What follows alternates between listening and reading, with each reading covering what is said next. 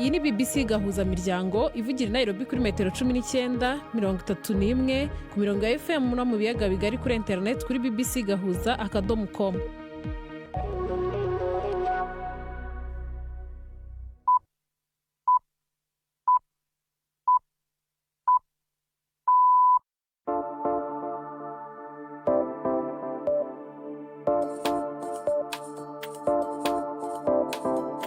Ubu ni saa moya n'igice z'ijoro i Nairobi, ni saa 12 n'igice z'umugoroba mu Burundi no mu Rwanda. Muri kumwe na Sereberwa. Mwiriwe neza abakunzi ba BBC gahuza miryango, ikaze muri aya makuru yo kuri uyu mugoroba ku wa gatanu tariki 23 z'ukwezi kwa mbere 2026. Izi ni ingingo z'ingenzi amakuru yacu agiye kwibandaho. Mu Rwanda abahinzi bavuga ko bamaze kubona umusaruro ku bwishingizi bw'ibihingwa byabo. Aho tutangiye kugereramo bya bihombo twagiraga tugatakaza imyaka yacu, iyo hagize ikibazo kiba bwa bwishingizi busubira inyuma bukadushumbusha. Ikawa yo mu Burundi hari abafite impungenge ko ishobora kuzagera igihe ikabura ku isoko. Kubera iki? Bakoresha nk'itoni z'ibizika y'ubundi mu kuvangagura, bagaca basohora iyindi kawa bashira kwimenyetso bavuga ko yakorewe mu gihugu atari Burundi. Ugasanga rero ka kanovera yakawa y'u Burundi yashuje Burundi razimanganye. Naho mu mikino menya umukobwa uhembwa akayabo kuri ubu mupira w'amaguru ku isi. Ntucikwe n'amakuru y'imikino naguteguriye Gendi Yves Bucyana. Aya makuru ahagarariwe na Gerdas Hondimpondo. Mbere yo gutangira aya makuru ku buryo burambuye, reka dusabe chance Habimana tugira yadutegurira avugwa hirya no hino ku isi. Umukuru w'igisirikare ca Uganda avuga ko abantu 200 bashigikiye abatavuga rumwe n'ubutegetsi bafunzwe, kandi ko abantu 30 bishwe inyuma y'amatora y'umukuru w'igihugu aheruka kuba yarimwe impari nyinshi. Mu butumwa butandukanye yashize ku mbuga ngurukana bumenyi, umukuru w'igisirikare Muhoozi Kainerugaba asanzwe ari n'umuhungu wa President Yoweri Museveni yisaba bafashwe ko arabagumutsi kandi bitwaje iterabwoba. Ni inkuru ya Richard Kagowe mumva mu ijwi rya Latifa Mutesi. General Muhoozi Kainerugaba uzwi cyane kubera inyandiko zitavugwaho rumwe ashyira ku mbuga nkoranyambaga ntiyasobanuye neza imiterere y'urupfu rw'aba bantu. Yavuze ko inzego z'umutekano zikomeje gukurikirana abanyamuryango b'ishyaka rikuru ritavuga rumwe n'ubutegetsi National Unity Platform bakiri mu bwihisho, anemeza ko bose bazafatwa. Kwa mbere polisi yemeje ifatwa ry'umuntu ukomeye mu batavuga rumwe n'ubutegetsi kubera uruhare rwe mu bikorwa by'urugomo bifitanye isano n'amatora. Perezida Yoweri Museveni yegukanye manda ya 7 yo kubura igihugu, ariko umuyobozi utavuga rumwe n'ubutegetsi Bobi Wine yateye twatsi byavuye mu matora avuga ko hakozwe amakosa akomeye. Bwana Wine yahise ajya mu bwihisho nyuma y'ibyo yavuze ko ari igitero cyagabwe ku rugo rwe. Guverinoma yo yashinje abayoboke be guteza urugomo mu gihe cy'amatora. Perezida Felix Tshisekedi wa Repubulika ya Demokarasi ya Kongo yakiriwe na mugenzi we Emmanuel Macron w'Ubufaransa mu ngoro ya Palais de l'Élysée i Paris. Baganire ku kibazo c'umutekano muke n'ingaruka zaco ku banyagihugu bari mu kaga mu burasirazuba bwa Kongo, nk'uko umuvugizi wa Tshisekedi yabitangaje. Mu kwezi kw'icumi mu mwaka uheze, Ufaransa bwatunganije inama ku kibazo c'ingaruka z'intambara ku banyagihugu bo mu burasirazuba bwa Kongo. Iyo nama yari yasavye ko hafungurwa ikibuga c'indege ca Goma, ariko n'ubu ntibiraba. Haheze hafi umwaka Goma ifashwe n'abagwanyi b'umuhari M23 ugwanya leta ya Kongo. Iyi ni BBC. Umuvugizi w'umushikiranganje wa mbere w'Ubwongereza yavuze ko President Trump yakosheje mu kuvuga ko ataruhara rukomeye ingabo za OTAN zagize mu ntambara yo muri Afghanistan. Ibi yabivuze nyuma yuko habaye kwiyamiriza gukomeye kwakurikiye amajambo ya President Trump yavuze ko abafatanyabikorwa ba leta zunze ubumwe za Amerika batinye kuja kurwasira mu gihe c'iyo ntambara. Mu vy'ukuri hafi 1/3 c'abasirikare bafiriye muri Afghanistan ntibari abanyamerika, benshi muri bo bari abongereza. Ayo majambo yakiriwe nabi n'abahoze ari abasirikare bari muri urwo rugamba. Ndibaza ko aragasuzuguro kenshi.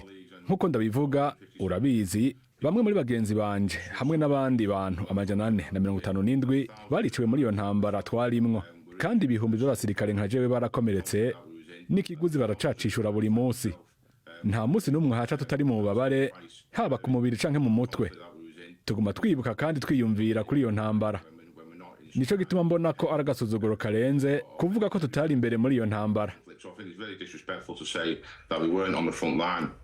Inama ya mbere y'ibiganiro ihuriyemwo Uburusiya, Leta zunze ubumwe za Amerika na Ukraine kuva Uburusiya bugavye igitero ku gihugu cose ca Ukraine yiteze gutangura mu kanya kazi ya Abu Dhabi.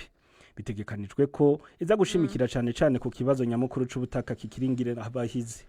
inyuma y'ibiganiro bwagiranye musuku mwijoro n'intumwa zo ku rwego rwo hejuru za Amerika Uburusiya bwavuze ko atamahoro aramashoboka ico kibazo kitabanje gutora umuti. Uburusiya busaba ko Ukraine yihebera izindi ntara ziri mu buseruko bwa Ukraine ivyo Ukraine yamirira kure. Uburusiya nta kimenyetso na kimwe bwatanze cerekana ko bwiteguriye kwemera. Ukraine ikavuga ko Uburusiya butifuza amahoro. Gisele. Urakoze Chancel.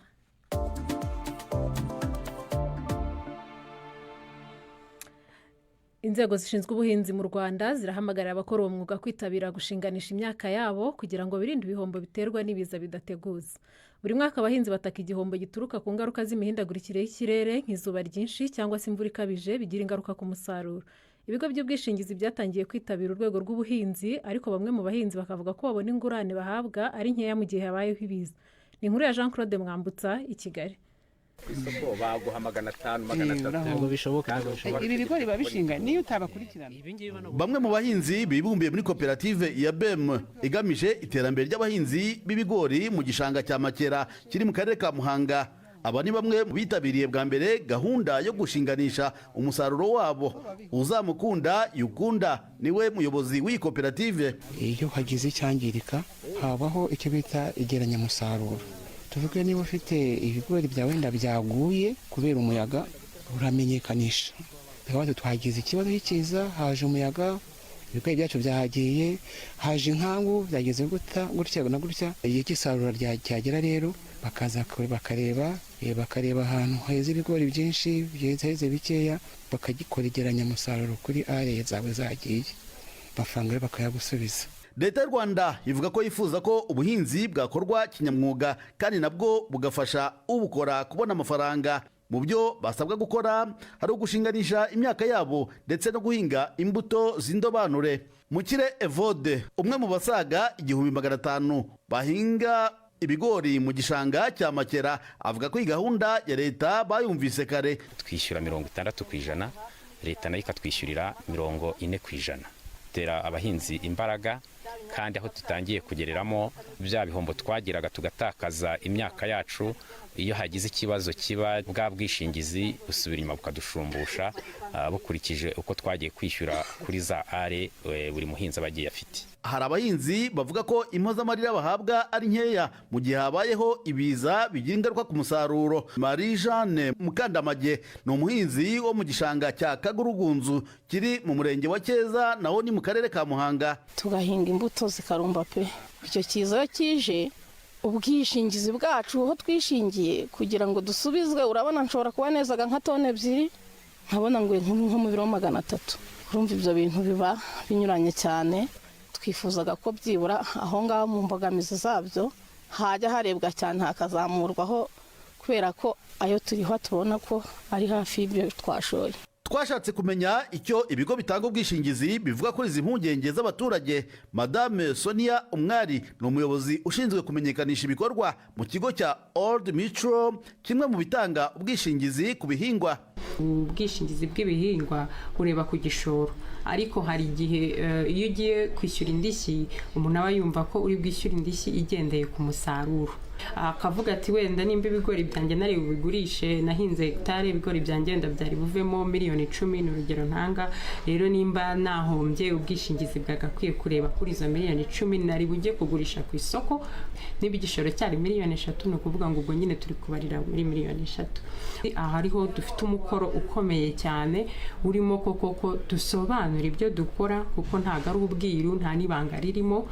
Muri rusange abahinzi bishimira gahunda y'ubwishingizi bw'ibihingwa nubwo basanga ari bikwiye kuvugururwa ku byo bishyurwa nk'impozamarira. Hari n'abandi basanga ibihingwa byose bikwiye gushyirwa ku rutonde rw'ibyishingirwa kuko kugeza ubu hari bitemerwa n'ibigo by'ubwishingizi. Nk'abahinzi b'inkeri zengwamo imitobe na divayi bo mu murenge wa Nyamabuye bambwiye ko ibikorwa byabo bisa n'ibyahagaze kubera ko ubwishingizi butemera inkeri zabo kandi zihingwa mu gishanga gikunze kurengerwa n'amazi y'imvura yabaye nyinshi.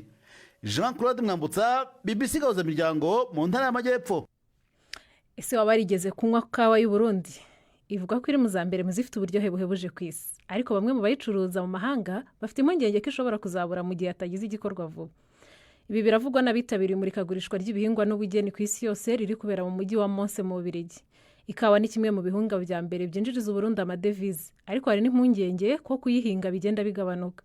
Mugenzi wacu Alain Majesté Barenga yageze ahari kubera iri murikagurisha adutegurira inkuru ikurikira. Umurisho w'ingoma z'Uburundi izari zatanzwe muri ryo hanishwa rya Mons riba buri mwaka mu kwezi kwa mbere. Rizamwe abantu bava mu mihingo itandukanye y'isi bazanye ibyo bahingura canke ibyo bimbura. Muri ibyo ikawa y'Uburundi ikabirimwo. Mu baserukiye umwaka harimo Valentin Kavakure, umwe mu bagwiza tunga bashora ikawa mu bihugu vy'Iburaya. Araryoherwa cane n'ingene ikawa y'Uburundi ishimwa n'abaza kuyihonja no kuyinywa. Iri mu makawa ya mbere ku isi. Niyo kawa imaze no mu mahiganwa mpuzamakungu kurusha amanota ikawa ya Ethiopia yitwa ko ariyo ya mbere za Kenya. Mugabo baravuga ko ari kawa iri sucre, bivuga ifise akantu k'agasukari, ari kawa idakarishe mu kanwa uheje kuyinwa, nivuga ifise faible acidité. Naho biruko Valentin Kavakure agaritswe umutima n'ukuntu abona ikawa y'Uburundi ishobora kuzimangana hamwe atacokorwa vuba. Nushaka kushaka kwimbura utabivye, ifo gushira mu mutahe, udashizemo umutahe wiki wo kuyimenyekanisha nico bita marketing, bita promotion. Igisata ca kafe bakayiha bijikwiye, ntibashake kugumizana umusaruro ataco bashizemo. Ingorane ya mbere dufise ni ukungene ikawa iryoshe iva mu Burundi igashika hehe mu ma coffee shop, igashika hehe aho umuntu ashobora kuyigura nko kuri internet cyangwa za Amazon ubuhinga bugezweho. Ntivyoroshe kubera turigwanako. Amakenga ntafise uwakorera mu gisata cyo gushora ikawa gusa. Brice Niyonzima warongoye gisata Visit Burundi gikangurira abakerarugendo kuza kugendera Burundi. Bategereza kutwere tukayizana tukayibasanza aho bari, kuko tutayibasanje aho bari ntibazoshobora kuyimenya, kandi batayimenye ntibizokunda ko bayigura, kandi ifo ko bayigura akatitse nyinshi, kandi ifo yuko tugwanira tukerekana ikawa yacu nziza, kuko ari gusa nk'ibindi bihugu bishaka kwerekana ikawa yacu ngo ikavuga karibo, kubera usanga tutavise uko cyo bita marketing aggressive. Userukira Burundi mu Birigi Terence Ntayiraja nawe nyene yari yitavye iryo hanishwa. Ntakana iyo myitwarariko yemeza ko ikawa y'Uburundi ibuha amaboko mugongo kubera abagwiza tunga b'ibindi bihugu bayigura bakayivanga n'izindi kawa canke bakayigurisha ku mazina y'ibindi bihugu. Ivyo bigatuma ikawa y'Uburundi idahesha agaciro umurimyi canke igihugu. Kandi biratubabaza cyane, bashobora gufata nk'amatoni 20 y'ikawa y'Uburundi, y'ikawa zisangwe zibishe zo mu bindi bihugu ziri gufite acidité, bakoresha nk'itoni z'ikawa y'Uburundi mu kuvangagura, bagaca basohora iyindi kawa bashaka kwimenyetso bavuga ko yakorewe mu gihugu atari Uburundi. Ugasanga rero kanovera yakawa y'Uburundi yashuje Uburundi razimanganye kubera ayo manyanga canke ibyo bitomoye bakora mu gutesha agaciro ikawa yacu. Ambasaderi Ntayiraje avuga ko inyishu iri mu mbona kazoza ya leta y'u Burundi nk'igihugu cifashe mu 2040 n'igihugu giteye imbere mu 2060. Igiterwa c'ikawa kimaze imyaka hafi 90 gitanguye kurimwa mu Burundi, ariko amashiramwe y'abarimyi bakorera mu ico gisata nka Senake muri Wisangi avuga ko hari gucika intege gukomeye ku barimyi, aho abarimyi benshi bariko baraheba ikawa bagahitamwo kurima ibiterwa vyo mu birima yo mu ngo kwera igiciro gito bagurikwa kw'ikawa, n'abakirima hari abahitamwo kuyishora mu kinyegero mu bindi bihugu duhana imbibe, aho bavuga ko igiciro kiri hejuru ugeranije n'ico mu Burundi. Mons mu gihugu c'Ububirigi Alain Majesté Barenga.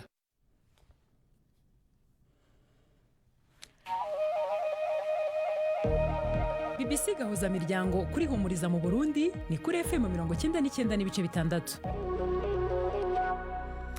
Bakunzi ba BBC gahuza miryango, uyu munsi turi kumwe muri studio n'umutumirwa wacu w'Imena, akaba n'umuhanzi w'umuhanga cyane Bruce Melody. Bruce, kaze muri studio za BBC gahuza. Murakoze cyane. Tangira usoza abadukurikiye nka munyakazi byahamye kameme. Ukuteye no kusabira ngaragura, je suis vraiment fou de toi, amaso yanjye niwo wareba. Ubwo sibyo yahagije. Uri muri Zunduku i Nairobi, uyu mujyi wabonye ute? Urashyushye, akazuba ni kenshi, traffic ni bibazo. Aho ni mu rugendo, ariko ahandi ibintu ni byiza cyane rwose. Ni iki kikugenza muri Kenya? Naje mu rugendo rwo kumenyekanisha indirimbo nshyashya yanjye yitwa Pom Pom, nakoranye na Diamond Platinum ndetse na Brown Joel wo muri Nigeria. Urebye nibyo biri kungenza. Uretse kwamamaza iyo ndirimbo, se hari imishinga ufitanye n'abanyakenya? Cyane bafitanye imishinga n'abanyakenya batandukanye, abahanzi ndetse n'ibigo bicuruza umuziki hano, ubwo nabyo mbikoreramo nyine bikagenda bihura. Uyu mwaka ufite ibitaramo bizazenguruka u Rwanda, uri gufatanya na The Ben. Tubwire uko ibyo bitaramo no gukorana na The Ben biteye. ni ibitaramo bizenguruka igihugu cy'u Rwanda mu rwego rwo gutanga ibyishimo ku bakunzi bacu ndetse no gushyushya imijyi itandukanye y'igihugu. Ubwo rero nabwira abantu bari kutwumva abari mu Rwanda hari n'abandi bifuza kutureba turirimba ari ngiye ari The Ben nk'uko twabikoze n'ubundi ku itariki ya mbere kwitegura. Yes. Okay. Mu gusezera abakunzi bawe kuri BBC rero twebwe umuntu adusuye ugakora n'ibyo dukora ugiye kudusomera nk'umunyamakuru mu gihe gito ugiye kudusomera inkuru ikurikiyeho. Yes, twagiye. Abarundi barenga ibihumbi 7 babuze reka nongere ntange. Abarundi barenga ibihumbi 7 bahoze ari impunzi muri Tanzania barahungutse kuva uyu mwaka watangira. Ibi bibaye nyuma y'igihe impunzi z'abarundi bari mu nkambi za Tanzania zitaka ko zasenywe amazu. Twavugishije umuyobozi mukuru ushinzwe itahuka ry'impunzi mu Burundi tumubaza umubare w'abamaze kuhagera. Impunzi z'abarundi ziva muri Tanzania eka mbere ndetse n'ahandi mu bindi bihugu ziriko zirataha. Mugabo kuva umwaka utanguye turiko turakira cyane abavuye mu gihugu kibanyi ca Tanzania. Kuva uyu mwaka utangwa 2026 tumaze kwakira bangana n'ibihumbi 7,327 nibo tumaze kwakira gushika umunsi. Abo bantu ibihumbi 7 birenga warumbwiye ko baza ku bwinshi umubare wabo mufite ubushobozi bwo kubakira. Bwa mbere ho n'abarundi baba batahutse iwabo nta mpamvu namwe yotuma tutabakira. Ku bijanye n'ubushobozi turaheza tugafashanya n'ishiramwe mpuzamakungu hase n'abandi bafashanya bikorwa kugira turabe ko tubakira mu bijanye n'ubuntu n'iteka ryabo hama tukabatwara no mu mihani wabo turagerageza kubakira uko dushoboye. Hari abo twumvishe bidoga ko batarakira imfashanyo bahabwa batashye iyo bo bita paquet de retour. Igisubizo ni ikihe ku bakomeje gutaha bangana gutyo? Ego abo natwe twarabumvise kandi nivyo hariho imigwi ibiri y'abahungutse muri ca kiringo twariko twakira abavuye muri Kongo nabo akazi katubana kenshi cyane ariko turabizeza ko turiko turabikurikirana. Iyo ni imigwi ibiri ndayizi turiko turabikurikirana kugira vuba tubatunganirize. Rero abandi turabaherekeza tukabatekerera tukabaha ubwa mbere hoho upapuro rubemeza ko ari abarundi bahungutse kugira nibashika mu kibano bagakenera ibinabiri abagwerekane mu bijanye no kurondera indangamuntu, kwandikisha abana ku mashuri, kwandikisha ubugeni n'ibindi. Turaheza kandi tukabatekerera imfungurwa zizobamaze amezi 3. Imfungurwa zishobora kuboneka mu buryo bw'imfungurwa nyene mugabo zitabonetse mu buryo bw'imfungurwa duca tubaha mu mafaranga. Ico gikorwa tukatugikorana n'ishiramwe mpuzamakungu PAM. Turaheza kandi tukanabatekerera uburyo bw'udufaranga dukeyi two kwifashisha mu kiringo bariko baramenyereza ubuzima. Tuna amafaranga ngana $200 ku muntu tukaca tuyamuha mu marundi ku kivunjo c'Ibanki Nkuru y'Igihugu. Hama turabaha n'amafaranga ngana $220 mu mafaranga y'amarundi n'ubundi azobafasha kwiyunguruza kuko twebwe tubakuye mu bigo tubakiriramwo tubashikana ku migwa mikuru y'intara za kera zimwe 18. Hama kuva ngaho gushika mu mihani wabo kuva ku ntara za kera gushika mu mihani wabo duca tubaha $20 mu mafaranga y'amarundi kugira bashe bipakiza bashiki wabo. None hakurya muri Tanzania impunzi z'abarundi zikiriyo zivuga ko abatashye bari gucyurwa ku gahato. Mwe mubona baza nk'abatashye ku bushake bwabo cyangwa mubona baza nk'abatashye ku gahato? Aha tuvugana twakiriye ejo abavuye i Tanzania twabakiririye mu Mugina mu ntara ya Burunga. Twakiriye 2,175 baherekejwe n'ishiramwe mpuzamakungu hase n'andi mashirahamwe asanzwe akora muri ico gisata. Mbere ndetse harimo nabo muri leta. Abo twakiriye bose bari banezerewe ku maso bameze neza bishimye kuba bashitsi wabo. Nta kibazo na kimwe twabonye bafise kiretse ibivugwa byo natwe turavyumva mugabo by'ukuri usomye ku maso y'abariko barahunguka nta kintu nk'ico ubabonamwo. Ubabona ko ari abantu baryohewe banezerewe nk'uko twama twakira abandi bose batashe mu gihugu iwabo. Uwo yari Nestor Bimenyimana ushinzwe itahuka ry'impunzi mu Burundi.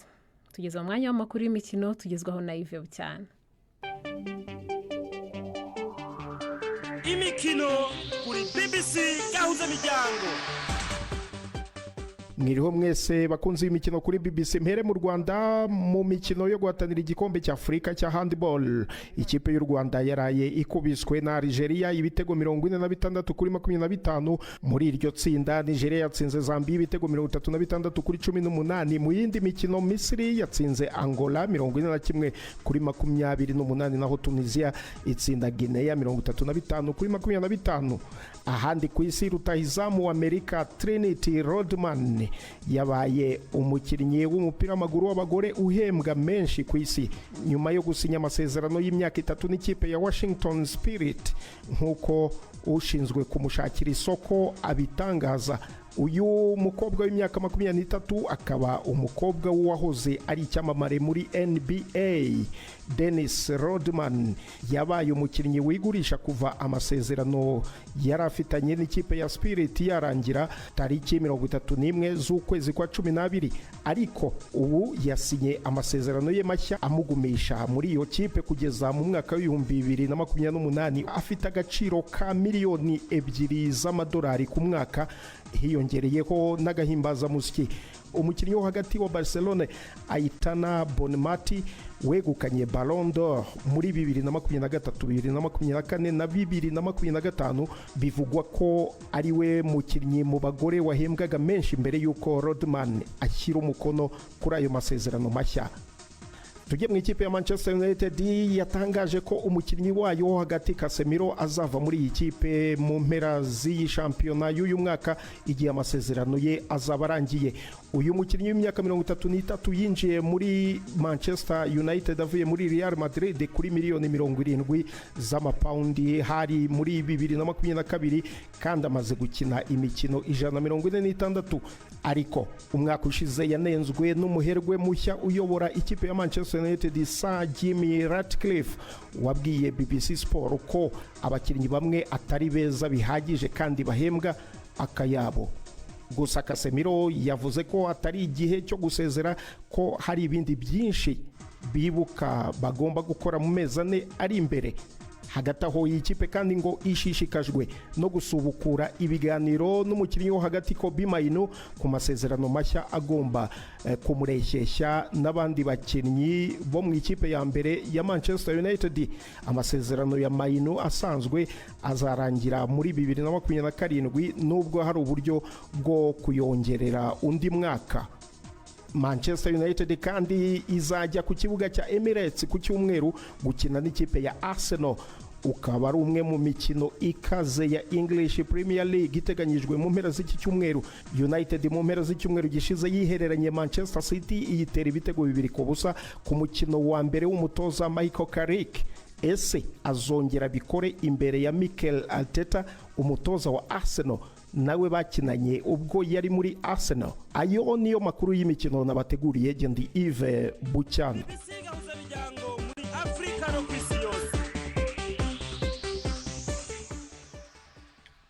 tugeze saa 1:52 muri studio za BBC gahuza miryango i Nairobi. ni saa 12:52 i Kigali no mu Burundi. bararekeye gukurikira imvo n'imvano yo ku munsi w'ejo kuwa gatandatu saa 9 za mu gitondo. izagaruka ku mikino y'igikombe cya Afurika yarangiye mu cyumweru gishize. uyu ni umwanya w'ikiganiro Baza Muganga dutegurirwa na Yvette Kabatesi.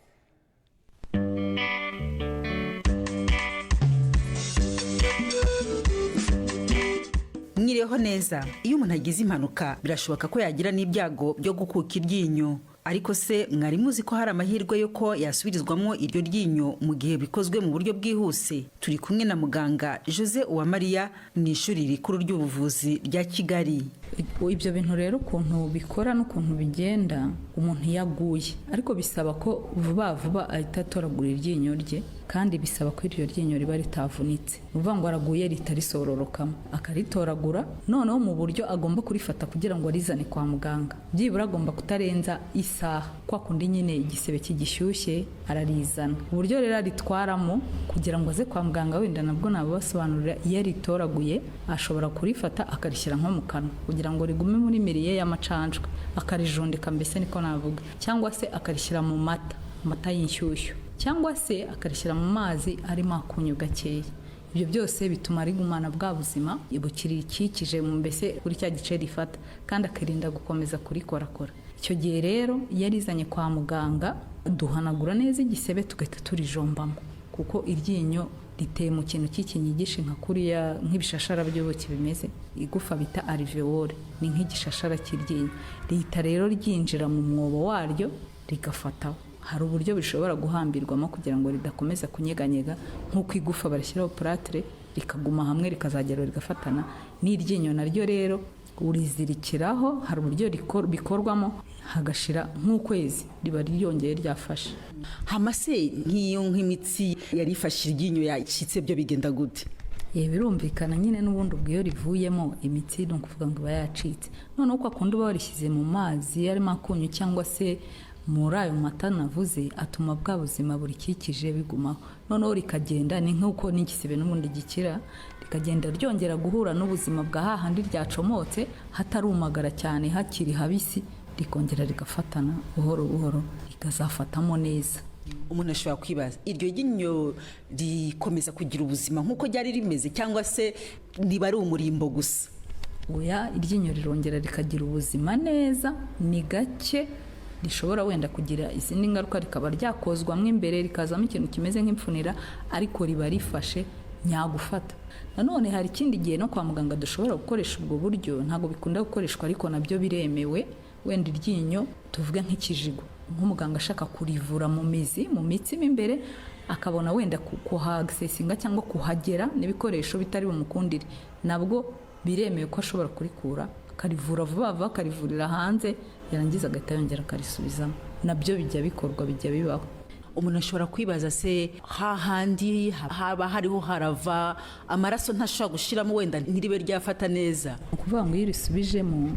aho umuzi uherera nk'imitsi harongera hagahura n'ahaho twahita wenda nka soketi yaho nk'umwobo waryo rirongera rigafatamo neza ya mitsi igategana n'ahandi n'ubundi yajyaga nta nubwo hakomeza kuva kuko n'ubundi ntabwo haba hava cyane noneho ya maraso ahubwo ariho ubuzima rigatuma ryongera rigafatanamo kuko amaraso niyo aba mu buzima wenda ikintu gishobora kubaho nyuma ariko nabwo ntabwo ari kenshi wenda rishobora nko gusa nk'iriretsemo amaraso rikaba ryakozwamo imbere ariko rigakira n'ubundi hanyuma niba iryo ryinyo rishobora gusubizwamo nyuma y'isaha imwe ni ukuvuga ngo umuntu aba afite amahirwe make cyane yo kugira ngo ribe ryakongera gukora ubwo ntibyagorana umuntu akaba yahitamo wenda kuba n'ubundi ryatakara akazashyiramo insimburangingo oya ni ukuvuga ngo urugingo rwawe uko biri kose ntabwo rushobora kugira agaciro kangana nk'ak'isimburangingo iryinyo kandi urumva biba bikoranye n'umubiri wawe mu gihe ari irindi ry'irikorano niyo ryaba rifashemo cyangwa se rifatishijwemo n'utwo dusinga cyangwa se riryamyeho bifite ikindi kintu rifatishije icyo kintu rero gishobora kugira ingaruka kurusha uko waba ari umubiri wawe bwite warijeho ingaruka nk'izihe tuvuge habaho nk'iryitwa implant urumva baba bashyizemo akavisi mu mubiri wawe mo imbere ntabwo bingana nk'uko yaba ari umuzi wawe wari usanganywe ko rishobora no kujegera rikavamo cyangwa isaha n'isaha ukaba ufite igihanga ubundi ntacyo ufite urumva wasubirijwemo iryinyo ryawe biba ari byiza no kurikoresha birakorohera n'umubiri wawe umenyerana naryo vuba kurusha ari ikindi kintu kirisimbura kirimo cy'igikorano Jose Uwamariya watubwiraga ku mahirwe yo gusubirizwamo iryinyo rikimara gukuka twibutse ko dukomeza kwakira ibibazo ikiganiro kasanuka amabaruwa 2790 email ni bazamuganga@gmail.com muramuke neza arakoze cyane Yvette Kabatesi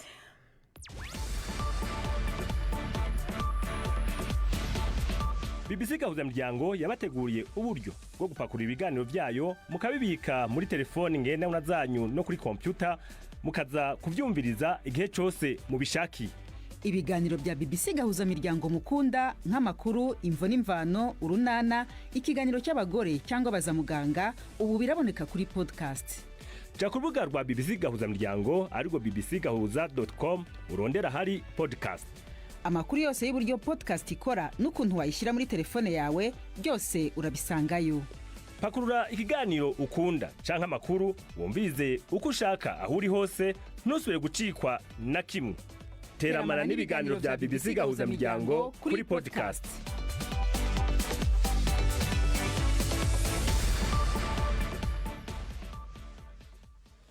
tugeze ku musozo w'amakuru twaba twabateguriye kuri uyu mugoroba mbashimiye ikipe ngari ya BBC Gahuza twafatanyije kuyategura nge na Regis Berwa aya makuru yarahagarariwe na Jordas Hondimont Mubaraka ari ku buhanga bw'ibyuma mugira ibihe byiza na weekend nziza naho kwa mbere